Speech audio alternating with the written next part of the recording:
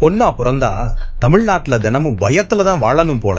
நாளுக்கு நாள் நடக்கிற சம்பவங்களும் கேட்கிற செய்திகளும் பயத்தை அதிகமாக்கிக்கிட்டே தான் இருக்கே தவிர நிம்மதியா வாழ்றதுக்கான வாய்ப்பு கொஞ்சம் கூட கொடுக்கல.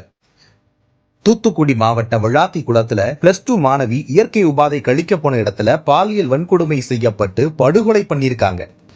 மதுராந்தகம் பக்கத்துல 14 வயது சிறுமி பாலியல் வன்கொடுமைக்கு உள்ளாகி விடிய விடிய காட்டு பகுதியில உதவி கேட்டு நடந்திருக்காங்க. நாமக்கல்ல 7 வயசு சிறுமி கடத்தப்பட்டு பாலியல் வன்கொடுமை. கிருஷ்ணகிரியில 2 வயசு பெண் குழந்தை வன்கொடுமைக்கு உள்ளாக்கப்பட்டு கொல்லப்பட்ட கொடூர ரணமே இன்னும் ஆறவில்லை. அதுக்குள்ள வரிசையா பாலியல் வன்கொடுமைகளும் கொலைகளும் நடந்துகிட்டே தான் இருக்கு.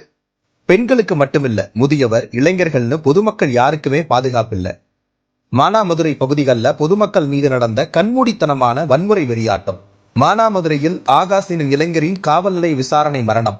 கிருஷ்ணகிரியில் 70 வயது முதியவரை கொன்றுவிட்டு அவரது 60 வயது மனைவிக்கும் பாலியல் வன்கொடுமை. சென்னை திரிசூலத்துல இரட்டை கொலை. பள்ளி விழுந்த உணவை சாப்பிட்டு 43 மாணவர்கள் மருத்துவமனையில் அனுமதி.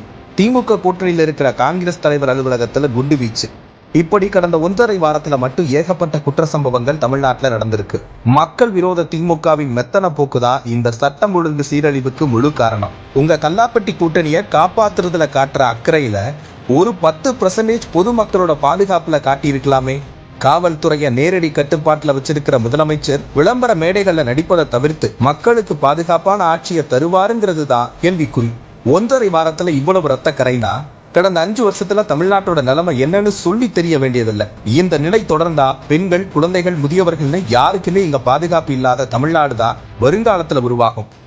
இப்படி ஒரு நிர்வாக தோல்வி அடைஞ்ச அரசாங்கத்தை வீட்டுக்கு அனுப்ப மக்கள் இப்பவே ரெடி ஆகிட்டாங்க.